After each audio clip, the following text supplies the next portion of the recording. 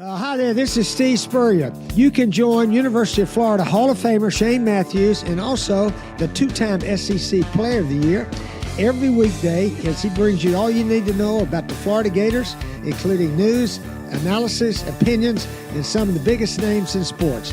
You can find him on Spotify, Apple Podcasts, Google Podcasts, or wherever you listen to your favorite podcasts. Or you can watch him live at 8 a.m. on Facebook, YouTube, or Twitter.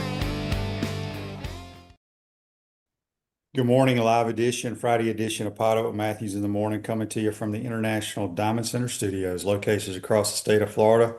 Right there, Celebration Point in the heart of Gator Nation. Go check them out, International Diamond Center. Also, Comfort Temp Heating and Air is your number one local HVAC company. Comfort Temp. Comfort is our business, peace of mind is our promise. Today we'll have JC, we'll have Edgar Thompson from the Orlando Sentinel. Got a lot to talk about. If you missed it last night, Ole Miss goes down at the last seconds to Miami. Really good football game. Hell of a year for the Rebels. Congratulations to the Canes. I hope they get Indiana because I think Indiana rolls them. JC, you're on the Titan tomorrow hotline, courtesy of Comfort Temp. Yeah. What's happening? Yeah, sick about that game last night. It was really rooting hard for Mississippi. If you were on the Mississippi side of that bet, I think you were on the right side, even though that bet didn't come in. Miami wins by 4. You know, you needed a touchdown with 18 seconds left to cover that. So the dang problem was I think I put on our group text, Ole Miss scored too quick, man.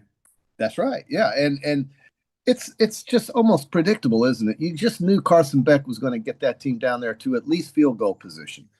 But they went ahead and scored, and Mississippi's defense was on the field the whole damn night. And it's, that's just tough. That's really difficult. The time of possession battle was really lopsided, QB. But I got to tell you, man, that Chambliss kid, watching him walk off the field, I don't know if he'll be at Mississippi next year. Most likely he'll try to petition for another season and go wherever. But I tell you, if he's thinking about going to LSU or whatever. He's not. He's already signed back with Ole Miss. Okay, if that's the case, I didn't. He and the running back are back at Ole Miss. Well, that's assuming his petition comes through, right? Right, but if not, he'll go to the NFL. Okay, well then, so Mississippi has him coming back potentially. So that's good to know.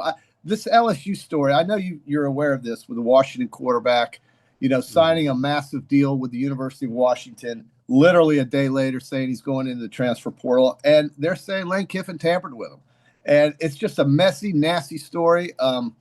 And so that is another issue that we have in college football today. This damn free agency that's unlimited, unfettered, unregulated, everything is just silly. And I don't think it's good for the game. But having said that, I was really proud to see what Ole Miss did. They stuck in there with them. Miami had the ball the whole damn night, and Mississippi was 18 away from it. That was Miami's plan. They knew how dangerous Trinidad Chambliss and those skill guys were. So they shortened the game. And quite honestly, Ole Miss, when I saw Ole Miss's defense in person, I didn't think it was very good. Hell, we went up and down the field on them, JC, as bad as we are offensively. Yeah. It's amazing they went this far with the lack of defense that they have. You know what stood out to me in that game last night, JC? Yeah.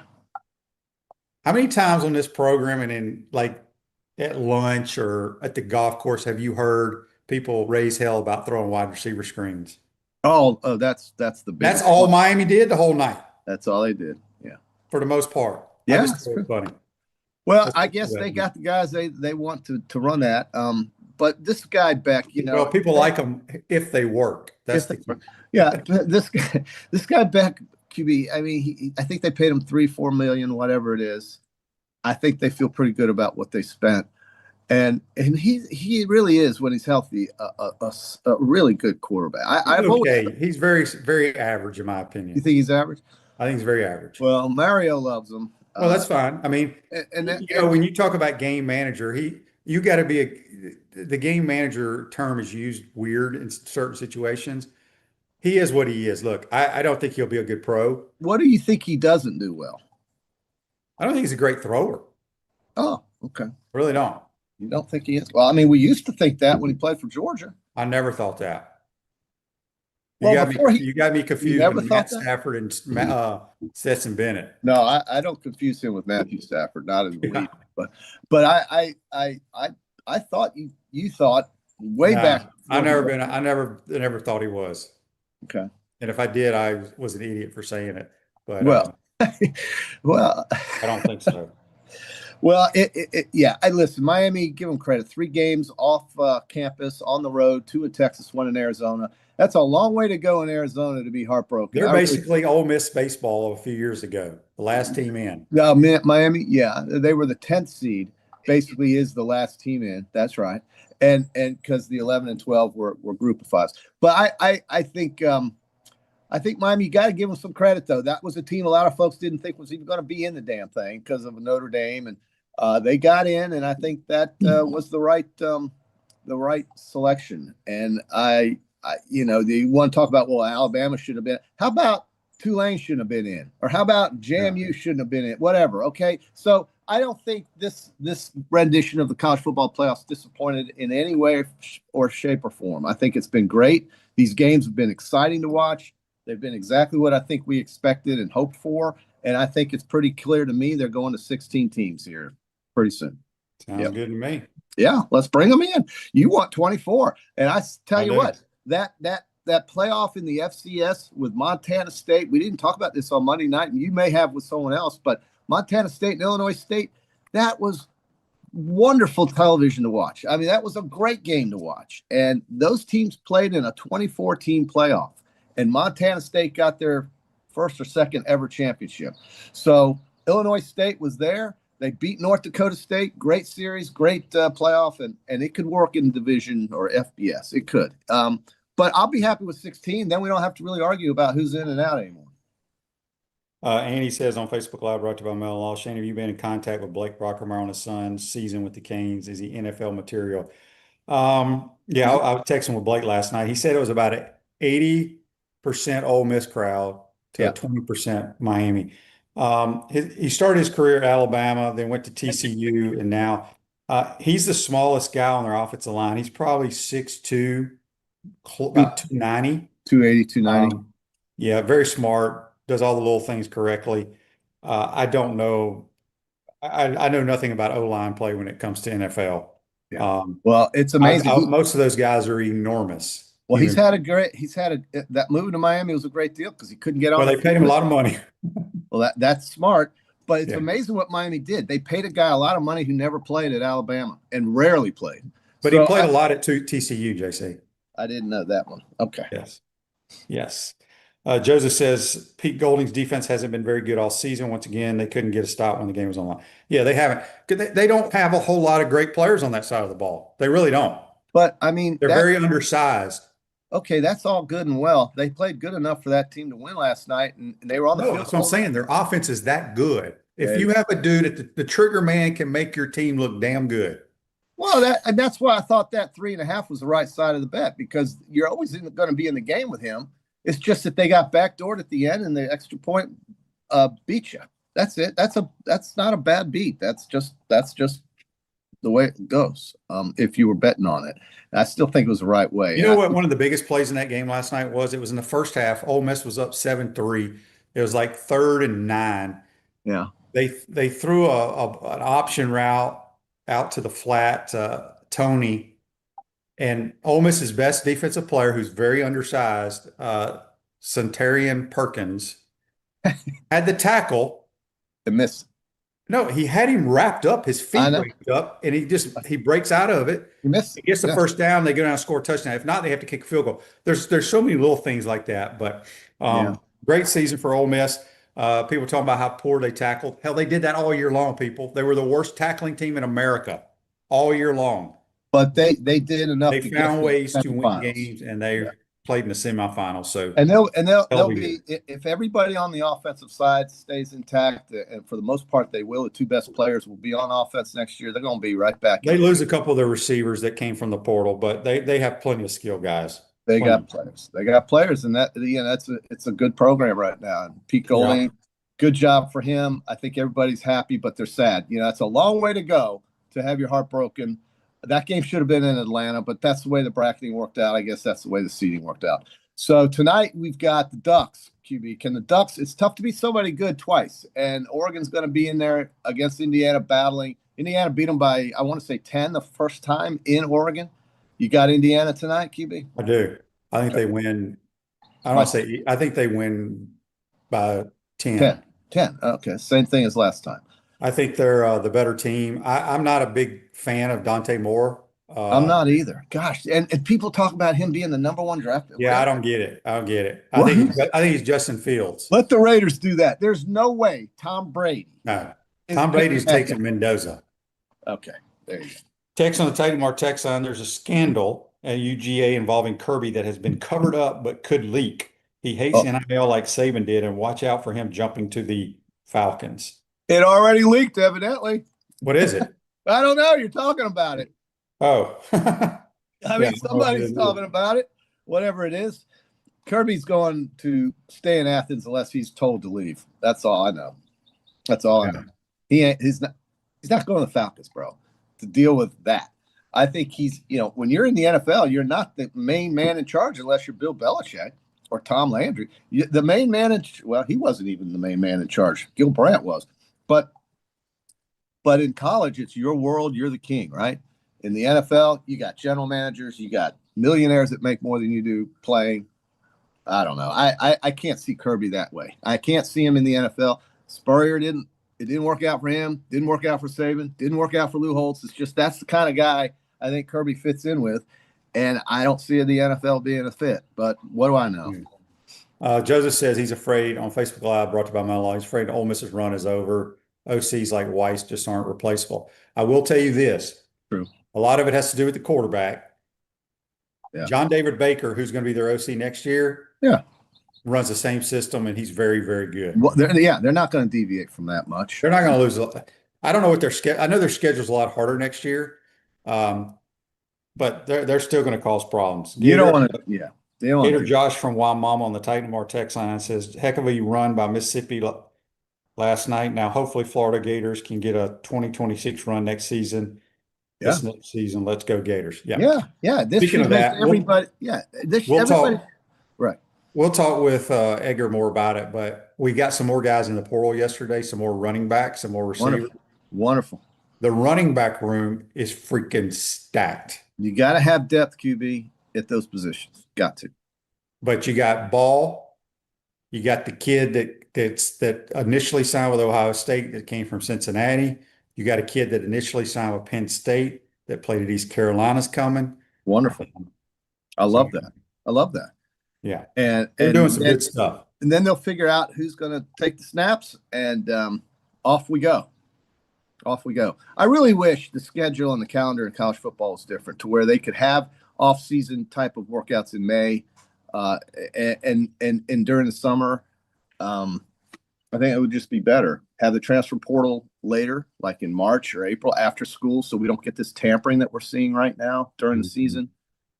That's what I wish would happen, but I don't know if they're smart enough to do that because it makes too much sense in college football, but they probably will at some point. About concrete builds firm foundations for generations. You stand on it. We stand by it. On the Titanmar text line, Chris and Micah says, is it just me or did the entire game feel like Miami's obviously better, but felt like we were going to get a Carson Beck mistake to lose the game all the way to the end? I kind of felt that way. I think people thought they were so much better because of the lines of scrimmage. Yes, that's what I thought. If I had to choose the skill guys off the Miami offense and the Ole Miss offense, I'm taking the Ole Miss quarterback. I'm taking the Ole Miss running back. I'm taking all the Ole Miss receivers except for Tony. I'd add him. Now, I wouldn't take any of the Ole Miss offensive linemen. I'd take all the Miami offensive linemen. So I think I hear exactly what Chris is saying, but it's because of the trenches. But well, I was worried about it in the first quarter. You heard me. I texted you. I said, this game's going to be over in the third quarter. I was wrong. But credit to Ole Miss there. But, boy, I texted you and said what? You said they'll settle in or – I said, good thing JC never coached. Oh, that's right. You're not a coach. You would have gave up. I would have. I do that, man. Hey, guys, just go in the locker room after the first quarter. I do, man. I hate it. It's probably because I bet on the game. That's why I was saying it. But, man, it did look that way. I think that the viewer is correct. Didn't it look like Miami just had – because of the line of scrimmage. Right. And that usually is what wins a lot of times, right? I mean, sure. But – it'll be a good final. Indiana, Miami is what we're predicting, and I think you got a great final. A lot of great players on the field. It'll be fun to watch. This is a great weekend, QB. I know we're talking college football, and tonight's the big game with Indiana and Oregon in Atlanta. Fantastic. But, man, the NFL's got 5 of them this weekend. And the weather's going to be a factor, I think, tomorrow in the 2 games we'll talk about. And then on Sunday, you got 3 of them where the weather probably won't be a factor. So, especially with the game I'm going to be at in Jacksonville at 1 o'clock. So I'm really glad that game's at 1 o'clock and not Saturday night. That Saturday night could be a mess. But that's a good deal. It's going to be fun. Football this weekend. You got college basketball, Florida and Tennessee. I played golf yesterday with one of our mutual friends who's hopefully going to the game to watch Florida play Tennessee. He's all excited, wants to get into the club and all this. So hopefully it'll happen, and the Gators will sell out that building and blow out Tennessee. It's sold out. I think I'm pretty sure it's sold out. Yeah, and usually Florida blows Tennessee right out of the barn when they play Tennessee down here for whatever reason. Can't explain it. Probably be a closer game than it was last year, but it's going to be a fun afternoon in Gainesville if you love basketball. All right, before we get to our picks, Tyler, when you two brought to you by Quality Plum says worst tackling team in the country, but this is the second best team in the SEC. Definitely not the worst tackling With team. Georgia been a 4-point underdog in that game, the SEC is a bit on the back of a slide. Look, the SEC look, 18 seconds from having a team in the final game. Forget about the SEC. But they beat Georgia, my friend. They beat Georgia. Yes, they did, and they're very damn good, and they're not the worst tackling team in the. He probably had a lot of money on the game. They're not the worst tackling team in the SEC. I can name 5 of them that are worse than Mississippi. If Mississippi was the worst tackling team, they wouldn't have gone as far as they did, and they wouldn't have probably beaten Georgia either. So they're a very good football team with a special quarterback and special running back. I still think Kewan Lacey's the best running back in America. Yeah, you've said that, and I've said it all year long. And they're going to write him a check to stick around, and that's what's going to happen. Yep. Go ahead. Gator Nation is #1 choice for dentistry in Port Charlotte and surrounding areas. Go check them out, peachlanddental.com. All right, JC, let's do some picks. Okay, let's do it tonight. The big one, Oregon +3.5. Indiana. The game's indoors, so weather's not a factor. You're going to have a very animated atmosphere there. Oregon's a long way to go for their fans, but Indiana's going to be filling the rafters. Look, this game was played once already in Autzen. I think physically and just basic material give Indiana the edge there over Oregon, which is hard to say because Oregon's always got a lot of great skill players, but physically I think is where they win the game. Indiana, even though Oregon's a very physical team, much more so than the past. Give me Indiana laying the 3.5. I love the Hoosiers tonight. Yep. I think if they don't get behind the chains offensively, they will win this game convincingly. Because they're so well coached and they never get in long yardage situations. Yes, that's right. The times that I've watched. Yeah, it's not 3rd and 11. It just isn't. Now, saying all this, if you look at Indiana's season, it's been a great season, fantastic year for the quarterback and all the players. But they had 2 sweats. They sweat Penn State, they sweat Iowa. And if Oregon can mimic whatever it is that Penn State and Iowa did, maybe they'll be in it. I don't even know what Penn State needed. Dante Moore is going to have to do what Dante Moore does really well: run around. That just bothers the shit. I think running. I think. Would you take Trinidad Chambliss at quarterback or Dante Moore? I would take Trinidad Chambliss. Yeah, because I think he's a much better thrower. Why are these guys saying that Dante Moore could be the first pick of the draft? Because JC, Justin Fields did the same thing, right? Was he the first pick of the draft? I think he was close. He's a top 5. Really? I think he was a top 5. Oh, these guys in the NFL just blow my mind. Well, it's the same in college too, though. Let's not kid ourselves. Yeah. All right, so I got the Hoosiers. What else we got? Let's go. Pro ball. All right. So tomorrow in Charlotte, we got rain coming in pretty heavily at 4 o'clock when the Rams kick off with the Panthers. It's a 10.5-point spread and a 45.5-point total. 95% chance of rain with potential wind gusts up to 27 miles an hour on and off. That's a tough environment for the team and to play football and cover 10.5. I think the Rams will win, but they lost the last time they played in Carolina. They lost just with it. I think it was a month or so ago. Mm-hmm. And Carolina's going to get 10.5. I'm going to take that. I think I'll take Carolina 10.5. I'm going to take the Rams. I don't care about the weather. You got an elite, one of the greatest quarterbacks of all time. And Well, I haven't watched the Panthers play a lot this year. And tip your hat, they okay. won their division. So if I think they're very good. the Rams win 27-18, I'll win. I think the Rams are going to win 27-7. To 7. Wow. I mean, do you see a lot of firepower in that Panthers offense? No. So that's an under. All right, under 45.5. Again, the weather is going to be nasty, though. I didn't know that. But who cares? Well, according to this, it is. But what the hell? Then you go at night to Soldier Field, bro. It's another one of these Green Bay Chicago games. 1.5 point spread. Packers are the favorite. 44.5. You got rain with a mix of snow, but not terrible in Chicago. By the time they kick off, it'll just be wet and sloppy. But Chicago's going to run around without Caleb Williams. I think Green Bay's just got way too many issues with injuries and so forth. Jordan Love hasn't played in 2 weeks, 3 weeks, however long. I'm taking the Bears. They got very fortunate to beat Green Bay last time. They had to recover an onside kick. They had no business beating the Packers the last time. I don't think the Packers will get ahead of them like they did the last time, and I think the Bears take this game and win by 3 to 6 points. Man, you got two tremendous, phenomenal play callers in this game. Yeah. You want Green Bay? No, I'm going to take the Bears at home, Okay. just because of Michael Parsons isn't out. But Yeah, you he got, is. like I said, you got two elite play callers, and I'm taking another elite play caller in game one. I'm taking Sean McVay. Oh, he is. He's great. Okay. But Can you I got also- those three guys right there are three of the best there ever was. Yeah. So Matt LaFleur and Ben Johnson.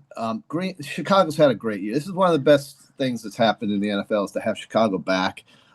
They are the 2 seed. That means if they win this game, they will play another home game in Chicago, regardless of who wins outside of them. This is a big opportunity to get to the NFC Championship for the Bears and have a possible another shot at Seattle. Or a shot at Seattle. So we'll go with the Bears QB, and the 44.5. I can't really say. I'd be tempted to take the over in that game just because of the way Jordan Love's going to throw the ball 60-70% of the time, and Caleb Williams is going to do Caleb Williams things, and that's just offense. I'm going to take the over, but I like Chicago. Sunday you got the game I'll be at, sunny Jacksonville. It'll be about 69, 70 degrees, no rain. Great environment. Buffalo's coming in. They're all worried about it in Jacksonville. The Bills fans are buying up all the tickets. It's a great trip for Buffalo folks, man. This is going to Florida in January. It's a no-brainer. I hope the Jag fans show up. They deserve to have a partisan crowd there. They're actually getting 1.5. Buffalo is now. That line's changed from Jacksonville being an underdog to Jacksonville being a favorite. Man, it's so hard to bet against Josh Allen. And Jacksonville is an unproven commodity, if you will, for me in this scenario. I want Jacksonville to win, but I can't. I don't think I can bet against the Bills. Only because of Josh Allen. Yeah, I like the Buffalo Bills. Now, Josh Allen has had he's got a little bit of a tweaked foot, ankle, whatever you want to call it. If he hurts that, all bets are off in my mind, but that's where you cash out. You hit the cash out button because if Josh doesn't play, Buffalo's getting killed. And one of the things that Buffalo doesn't do well is stop the run. They can't stop the run. If Jacksonville mixes the run in and Trevor doesn't turn the ball over, Jacksonville's going to be in a great spot to advance and win that game. But it's hard to pick again. I'm just going to assume Josh Allen plays the whole way and does Josh Allen things. The total's 51.5. I would go over. San Francisco and Philadelphia, that's the second game on Sunday. What a day on Sunday. You know, you go to church, you then go get brunch, then you go home and change your clothes, and then after you change your clothes, you get ready for 3 football games on Sunday and just vegetate. San Francisco plus 5.5 at Philly. Typically I would say the Niners look pretty good to cover that, but they are really banged up. They had a terrible week last week against Seattle. Something happens to a team when they play Seattle the next week. It just doesn't go well. It's a physical team. San Francisco got hammered. Philadelphia rested everybody. No way the Eagles lose this game, and no way the Niners beat them in Philly. 5.5 is a bad number. That's a weird number, but I think Philly can win by at least 6. So I'll take the Eagles. I can't figure Philly out. I don't. I've said this on this show last couple of days with other people, JC. I don't know who calls the plays for Philly, but I don't like their offense. You don't like their offense, yeah. I don't think they're very good on offense. But does that mean they don't cover 5.5? No, I'm taking the better play caller Kyle Shanahan. The 49ers are banged up every year, every game. But they lose in the playoffs. Well, that's fine. I'm going to roll the dice here, and I'm going with the Niners. Okay, you are so predictable, Q. I love it. And I know exactly who you're going to take in this next game. The Clippers. The Los Angeles Clippers the Chargers are playing the Patriots. I said Clippers because it said LAC. The LA Chargers playing the New England Patriots at night in Foxborough. 3.5 is the number. New England's winning this game by 7-10. Give me. Yeah, I like great play caller Josh McDaniels, phenomenal quarterback. Yeah. That's all I need. What else do you need? I mean, LA, the Chargers have good defense. They really do. I love Justin Herbert, but I don't think they have a very good play caller. QB, you know why I don't love him? Because he hasn't won anything in the postseason, and he's been. I know that, but he's never had a great play caller. Never had a well. No. Okay, well, this is a tough game for them. It's a long way to go. Not that that matters, but New England is a tough place to play. If the weather turns bad, and it's possible it will, I can't see the Chargers scoring. I just can't see it happening. New England will run the ball, and then they'll blend it in with Drake May. Watch out. The Patriots, the 2 seed in the AFC. I like it. Who's the 1 seed in the AFC? The 1 seed in the AFC Broncos is Denver, and I think they're very vulnerable to lose as well. But they're off this week, and we'll see who ends up going there. I think, and correct me if I'm wrong about this, QB, but doesn't the winner of Wild Card Weekend, the lowest seeded team, advance to the higher? That's the right way to do it. Hockey doesn't do it that way. The NFL does it correctly. The NFL does a lot of things correctly, but so that is okay. So that's how that's going to work out. Jacksonville's a 3 seed, would really not mind if the 7 and the 6 win this weekend in the AFC, because then potentially Jacksonville would have another home game potentially. All right, before we get out of this day in sports, brought to you by Campus USA Credit Union, we're proud members Stephen Orr Spurrier Banks. JC, we got 2 on this day. In 2017, at Raymond James for the College Football National Championship, the number 2 Clemson Tigers defeat the number 1 Alabama Crimson Tide 35-31. Cheated. They cheated. And then in 2023, cheated. The Dogs of Georgia beat TCU 65-7. I remember that joke. What a joke that was. But yeah, good for TCU. They went undefeated until that day. Yeah. Georgia has this thing with blowing people out in these postseason games. They really do, but they're not around anymore. I tell you, do you think Georgia would have beaten Miami if they had won that game against Mississippi? You don't? Okay. I don't. Look, I think Georgia's physical, but they weren't that physical because they couldn't move Ole Miss around very much. Yeah. Well, that wasn't the Georgia. Yeah. And I think here's the other thing too, is like, I love Gunnar Stockton. But he's limited at what he can do. And the only way you're going to be able to beat Miami is to be able to throw the football. And that's what Ole Miss has better wide receivers and quarterback than the Georgia Bulldogs do, and running back. They have better skill guys. Well, assuming Indiana gets through tonight, watch what they do to Miami. Yeah. If you're talking about throwing the ball. And I think Mendoza can throw it around against them. I really do. And I think with the 2 running backs Indiana has, they can run the football on them. We'll see. Here's the thing. Messidor and Bain weren't hardly even called last night. That's true. Right? That's right. Ole Miss did a great job. I think Messidor got hurt also. He came back in, though. Okay. Well, listen, you're right. Mississippi did all they could. They were 18 seconds away from at least playing in overtime or possibly winning that football game. And that's all you can ask for out of your team. And God bless them. Good for them. It's a great year, but it's a shame for them. It's a tough way to end.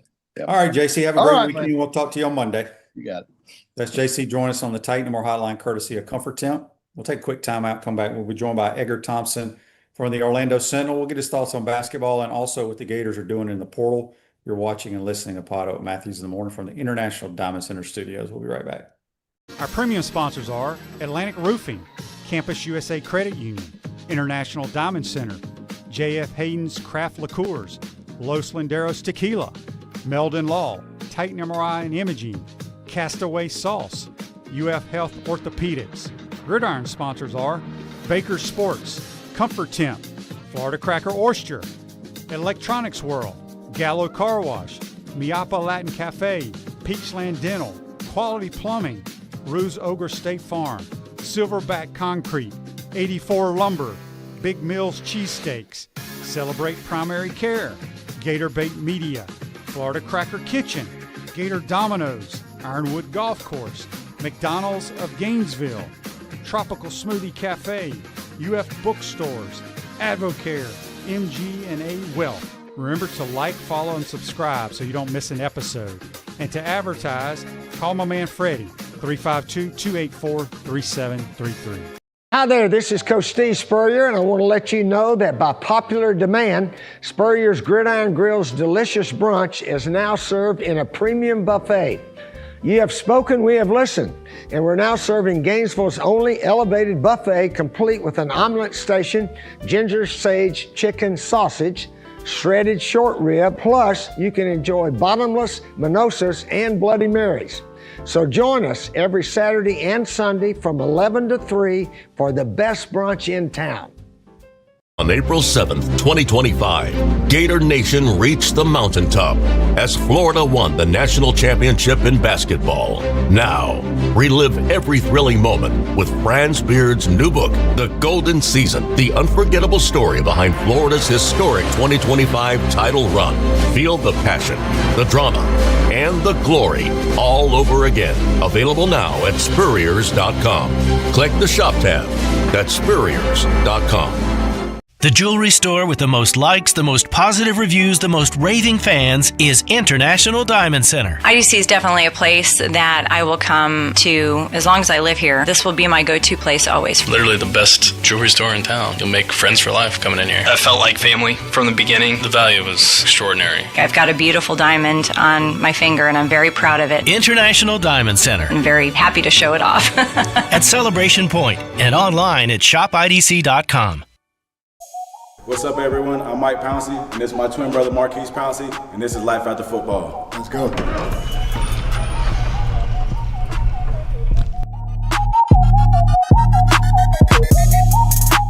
We are the owners of Tropical Distillery, and JF Hayden's is our liqueur brand. We have 5 different flavors: a mango, a lychee, an espresso, citrus, and key lime pie. We pride ourselves on not only being a Florida-made brand, but also a cocktail solution. With that being said, cheers and go Gators.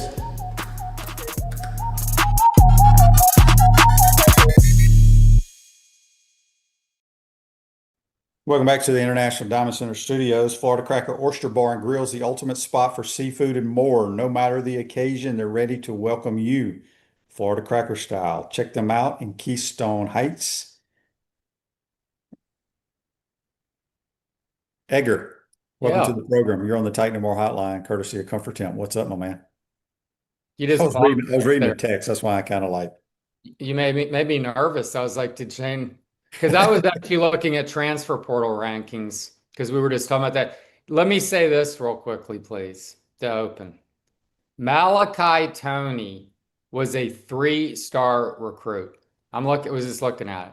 I mean, he had a good high school career, 28 touchdowns, 3 years, American Heritage, which is a really good football program. Mm-hmm. I used to drive by it all the time when I was down there living in Davie, just around the corner, and Plantation. And we were talking about rankings coming on before I came on, transfer portal rankings, because the Gators have 2 guys in the top 160, Philo 124, and this Emmanuel, I'm going to butcher his name. I need to get it because I'm fascinated with this kid from Jacksonville State. Yeah. 6'7", 295. It's like John Matuzak size, right? Guy's like a monster. And I'm excited to see how he develops. But again, rankings, like you were saying, you don't care about rankings. Trinidad Chambliss, Mendoza, because Malachi, he is like seriously the closest thing, stop me if I'm wrong, to Percy Harvin I've seen in a while. That guy can make it. He's not as fast, but he can make it happen, man. Like a touch and he can be gone. He's on. Yeah, he reminds me more, not so much of Percy. I kind of see what you're saying. Kind of Tony-ish. He's more of a, what's the kid, the cheetah that used to play in the NFL? Tyreek Hill. It's funny you Tyreek said Hill. He reminds me more of him.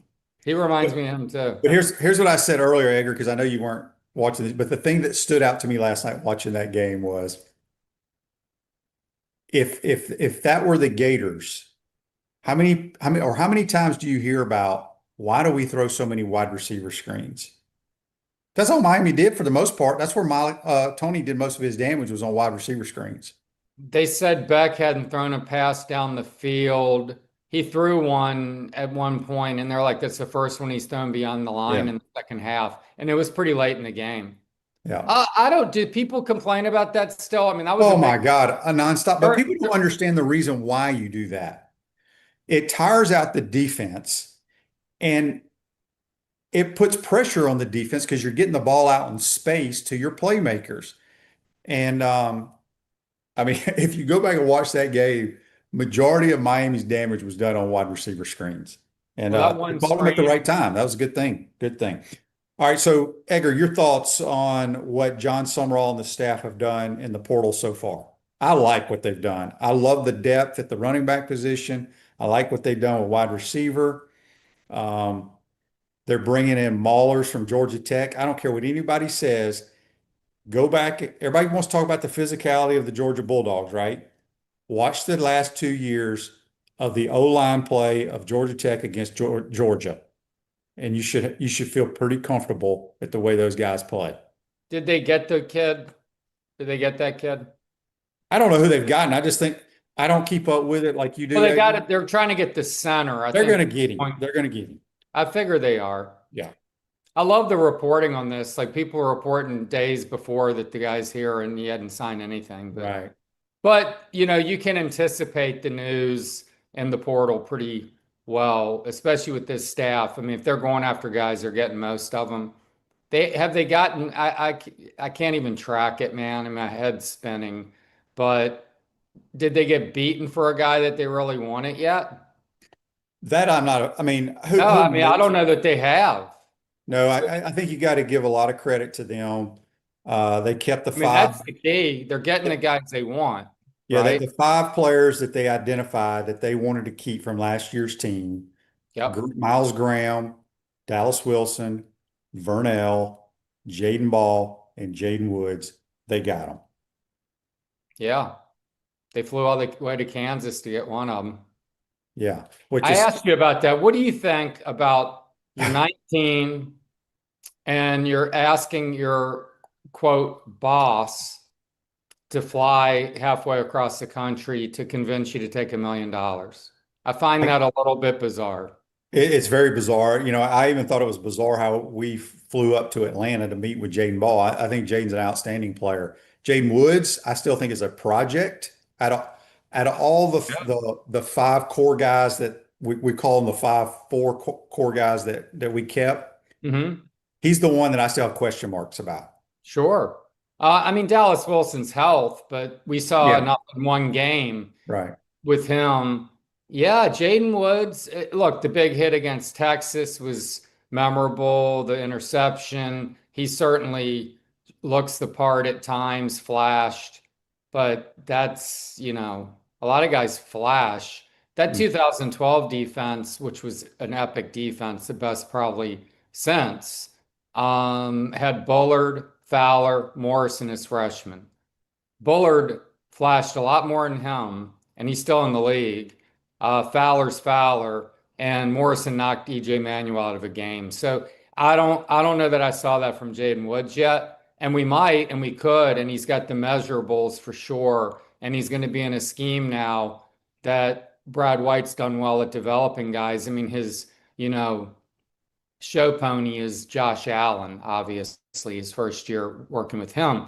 So if he can get that guy playing like that, the Gators will be really happy. I just find it interesting in this day and age that the leverage and that the players now have. I mean, it's swung so far to the other side. It's just kind of crazy. What was it I was looking at?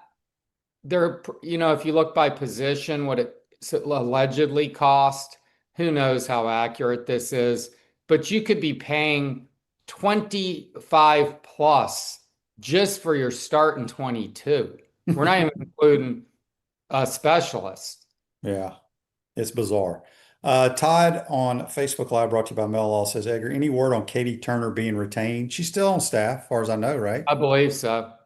So I'm assuming her husband is has some role? I don't know what his role is, to be honest, and that's the kind of the fulcrum there. But yeah, they're retaining some people. I mean, Joe Hamilton, who's a guy very popular with the players. They're retaining some recruiting people, and I think Mike Peterson's going to stay on, I believe, isn't he? Well, I saw Mike a couple of weeks ago, and he has a role that can kind of be Player not, development.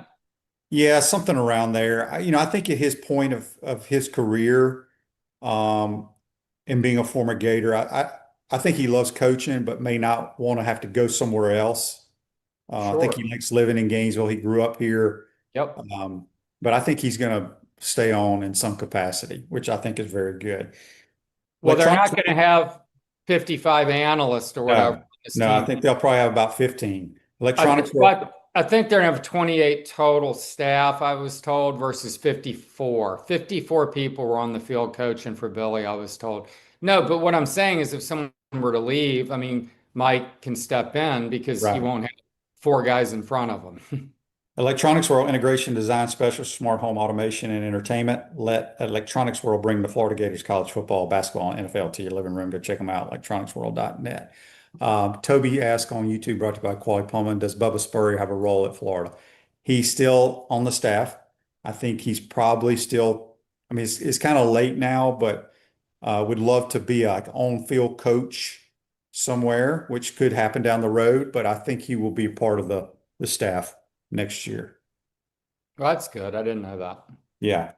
This text on the Titan Mar text line says, Shane, with Muschamp coming back to Texas, do you think they are the dark horse not in the conversation right now to make a run next year? Oh, I think they'll be a top 5 team. I don't think that Texas is ever much of a dark horse, but yeah, Arch Manning and all I would probably say right now, Edgar, preseason, let's go to July SEC Media Days.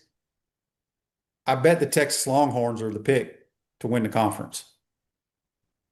God, I can't even get my mind around that, man. I can't either. I'm trying to think of who the other teams out there, but with Arch Manning coming back, adding Will Muschamp, and them being Texas, I just think so. So we'll see. Okay, so Edgar, we've got a bunch of questions here, text, and a couple people on Go for it. talking about DJ. Is DJ officially signed with Baylor? It seems so, yeah. I texted his agent yesterday. I didn't hear back, but I believe that's the case. Well, I think it's a good spot for him. Yeah, he's 150 miles from home now. He'll be comfortable. And the Big 12, it's not going to be as rigorous as the SEC. And I'm not out on DJ personally. I think the guy cleaned some things up, is healthy, and I think he could thrive. But we'll see. He's not going to be the number 1 pick in 27 like they were thinking 2 years ago. But yeah, I thought the kid handled himself incredibly well in tough circumstances. He would come talk after the Miami game. In fact, I think the PR guy might have said, "Hey, DJ, you're good." He's like, "No, I'm coming and talking." So you got to give the kid credit for stuff like that. I know he was getting paid really well and all that, and he took a lot of heat and deserved the criticism. Look, if you're making the money he made, you deserve the criticism at this point. It's kind of the NFL now in many ways there. But I mean, the minimum salary in the NFL, Shane, is $800,000. For what year player? Probably of early first couple years, but the point I'm making is all the Big Five is probably pulling around there, if not. Yeah. I mean, that's why somebody asked me, why would Trinidad Chambliss want to get another year to go back to Ole Miss and not go to the NFL? He's going to make more money being a college athlete than he will a pro athlete. Yeah. And here's the other beauty about these kids have. When you're in the NFL, you're on your own. You're making good money. Some making minimum, some are making millions. But you have to pay for all your expenses, right? Yeah. You have to pay for your food, your electricity, your apartment, your house, wherever you're living. Car. College, everything's paid for. Think about that. if you want to drive one of the cars that I'm seeing when I walk out of the facility, and you got there's a big car payment on those, and all those guys are probably receiving those, I would assume. I might be wrong there, but I have a feeling Trey Wilson's $125,000 Mercedes, he wasn't paying a whatever $2,000 a month car payment. Maybe he was. If he was, that probably wasn't. He probably should have gotten a Hyundai. Keanu says a 3-year plus NFL vet makes a minimum of 1.5. It's crazy how much it's gone up because when I played, even in my 14th year, I only made 750. Well, Mark Long said 800 to me the other day, so that must be rookie. Yeah, probably so. Back when I played, a rookie was making probably 200, 300,000, if that. It was 450 when I was covering the league, 18, 15 years. Yeah. Chris, So yeah, it's gone up. I mean, these guys oh look yeah, a lot of money, and with it comes more accountability, is all I'm getting at. And we handle these guys with kids' gloves as media typically. I'm not going to sit here and just rip kids, and I'm not going to start ripping them now. But if you're not impactful and productive, in the case of like Jaden Woods, for example, if you go consecutive games without being impactful at all, you got to start, you got to be asked about it. And what's going on? I mean, is it a size thing? Is it a scheme thing? Is it a recognition thing? Is it whatever? I don't know. But these kinds of things will be asked, or maybe they weren't in the past. You kind of just forgot about a kid, right? If he was not playing well. Andy asked me on YouTube, Facebook Live, brought to you by Melvin Law, who was the other Ole Miss legend with Eli at the coin flip? Patrick Willis. He's a college football Hall of Famer, played at linebacker at Ole Miss, and played a long time for the 49ers. Well, funny story there. Channing Crowder was second in the SEC in 2003 in tackles. Channing Crowder's first year was incredible. He was amazing. And I remember looking at the stats. He was second in the league. There was this guy from Ole Miss with averaging 13 tackles. And I'm like, they got to be cooking the books on this guy. Patrick Willis, never heard of him. He was a good player, damn good player. All right, couple things here, Edgar. Chris on YouTube, brought to you by Quality Plumbing, says, Edgar heard anything about DJ owing 7 figures back to the UF NIL for breaking his contract? No. I think they made a clean break with him. Yeah. Whatever was done, and they bid him farewell and wished him well. Yeah. And also Dan wants to know on Facebook Live, will Lagway's girlfriend be transferring to Baylor? Ava Brown. I don't know the status of any of that. I think she's on the team. I think they expect, she's a key player. I don't see that. I mean, she might end up at Texas Tech. Right. Yeah, that's where they really pay. Yeah, they pay a lot there, no question about it. Plant on YouTube, brought to you by Quiet Plum, says, Edgar, who's your favorite pickup out of the portal? Not a returning Gator, but a new guy. I'm loving this Emmanuel, whatever. OG Badajo. I got to get that name right because I butcher names all the time on our podcast. I mean, how can't you be fascinated with this guy? 6'7", 295. I think we had to pay him as much as most of the other guys, or more. He's rated 100. I think they beat A&M for him, so they had to pay. Now, he was, first year he played. So, there's tons of upside there. I'm just fascinated with him. I'm not saying he's going to be the most impactful guy. If you want to start impact, I want to see how Philo, thrives in this system. Obviously, Buster Faulkner thinks very highly of him. I don't know. Look, the specialists are great pickups if you want to start getting in the weeds. Those two, the punter and the kicker, man, those guys are elite. And Doman was okay. He was pretty good. And Trace Mack was great. And they needed to replace guys there. And those were two big pickups that people aren't really, I don't think, focused on. I'm sure people are talking about them. Beyond that, I just don't know. The prior kid from Cincinnati had pedigree, went to Ohio State, the tailback, explosive, maybe a home run threat. You say you really like the receivers, Stockton and Mays. just don't know enough there. I mean, their numbers are fine, but they can definitely use another receiver or two. They lost some. Mizell would have been nice to keep, if he could have stayed healthy. I thought he was a pretty good player. That's the biggest thing is like I was talking to somebody about this on the golf course the other day because they were talking about this receiver, that, and I said, look, Mizell, Trey Wilson, those guys are talented, but they're always hurt. And Yeah. I'm not one of these guys that says likes to go back when I played and blah blah blah. But we threw the ball more than anybody on a daily basis, probably 300 or 400 balls a day. Dude's running nonstop. I didn't play one game, I don't think, without a wide receiver or my entire receiving core. Nobody was ever hurt. I just don't understand it. So it sounds like they might have overtrained under this previous. Well, in today's world, I think kids do overtrain, and I've said it multiple times. When your season's over, go do something else. Get out of the training, go play golf, play tennis, play intramural basketball, intramural softball. Get away from it. I do believe that. Edgar, time goes by too fast. Real quick, we got about 2 minutes. Oh my Lord, really? Okay. Yeah, Gator hoops tomorrow. Can they beat Tennessee? Yeah. I thought we saw the other night. That's the way this team's going to play.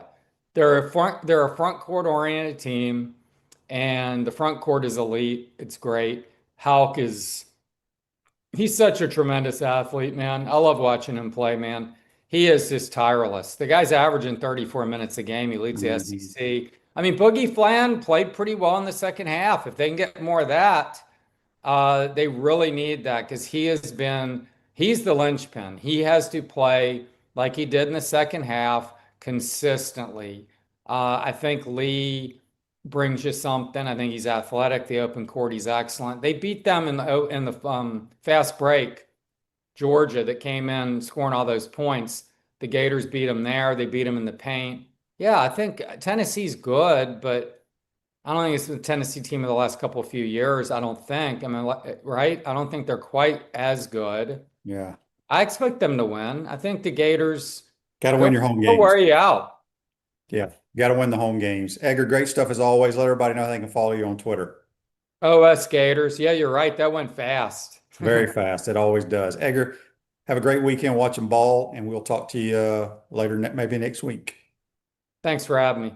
That's Edgar Thompson from the Orlando Sentinel. Join us on the Titan More Hotline, courtesy of Comfort Temp Castaway Hot Sauce. Try their signature ball kicker hot sauce, inspired by the HBC Steve Spurrier and his famous kick in 1966. Appreciate everybody chiming in. Have a great weekend watching pro and college football, and we'll talk all about it on Monday. Take care.